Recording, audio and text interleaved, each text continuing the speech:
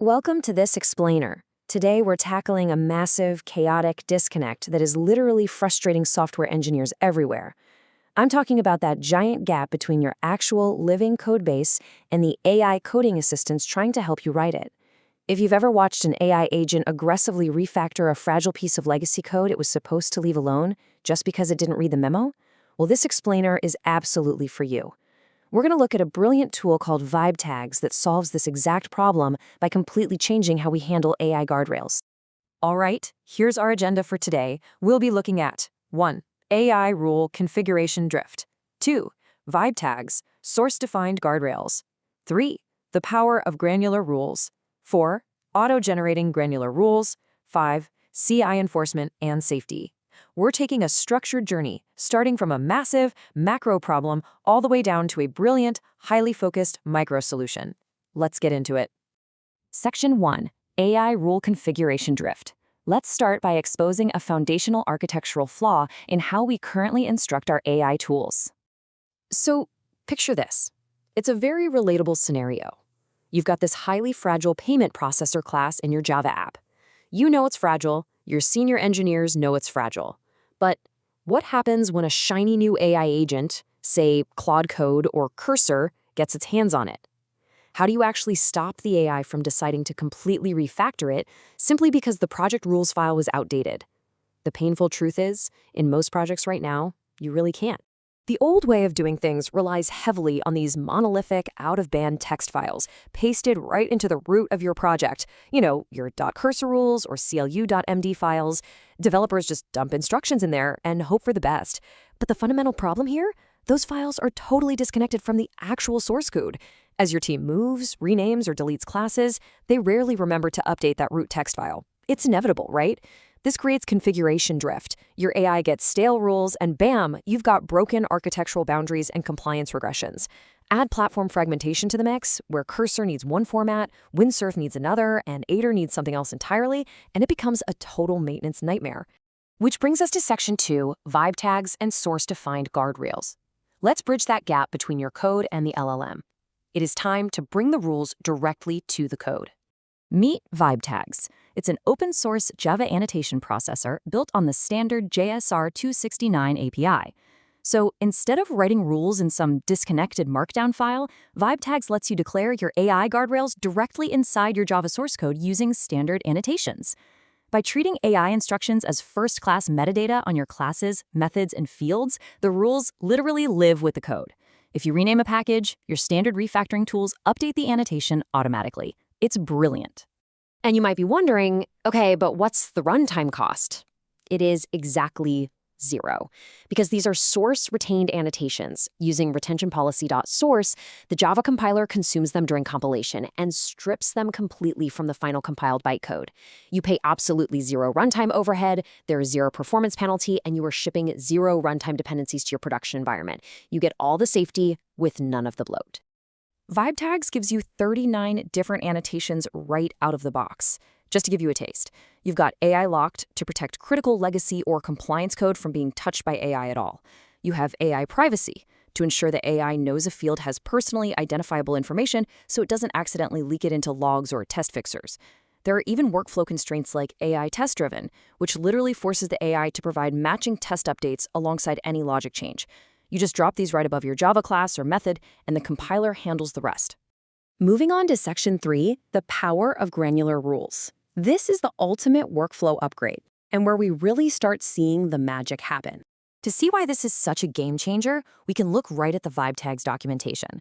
When you use granular directories, VibeTags generates one rule file per annotated class, scoped to its class via YAML front matter. Think about that.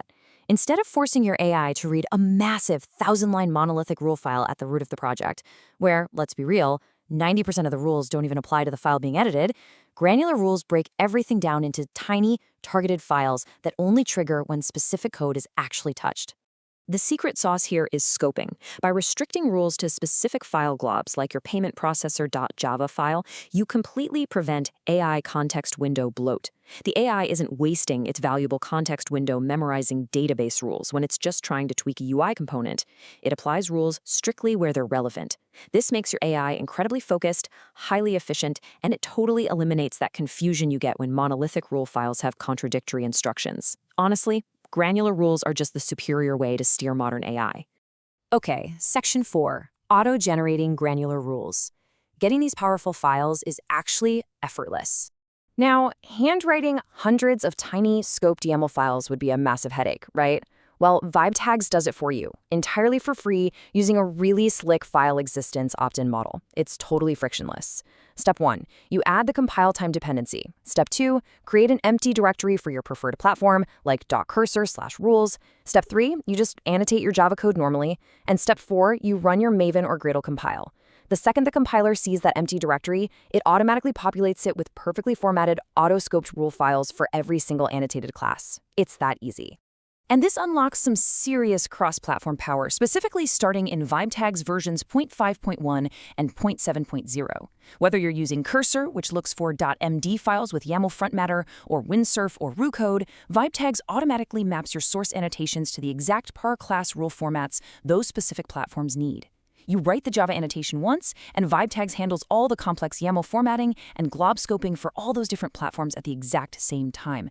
It is a massive productivity multiplier. But wait, what happens when you refactor? The doc state? Orphaned files are automatically cleaned up when source annotations are removed.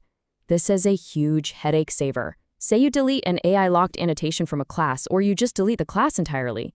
The next time you compile, VibeTags realizes that granular rule file is now orphaned and just deletes it from your rules directory. Your AI config never gets cluttered with stale leftover files. It perfectly mirrors your source code all the time. Finally, Section 5, CI Enforcement and Safety. Let's look at how we put a safety net over this entire process. Having rules is great, but how do we actually guarantee they're followed?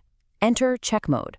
By just passing a simple compiler argument in your automated CI pipeline, you tell the compiler to validate your configuration files without actually writing anything to disk. It literally compares the rules sitting in your repo against the annotations in your source code. This creates the ultimate safety net for your team. If a developer tries to bypass VibeTags and manually alters a rule file out of band, check mode will fail the CI build immediately for rule drift. On top of that, there's a complementary GitHub action that scans pull request diffs.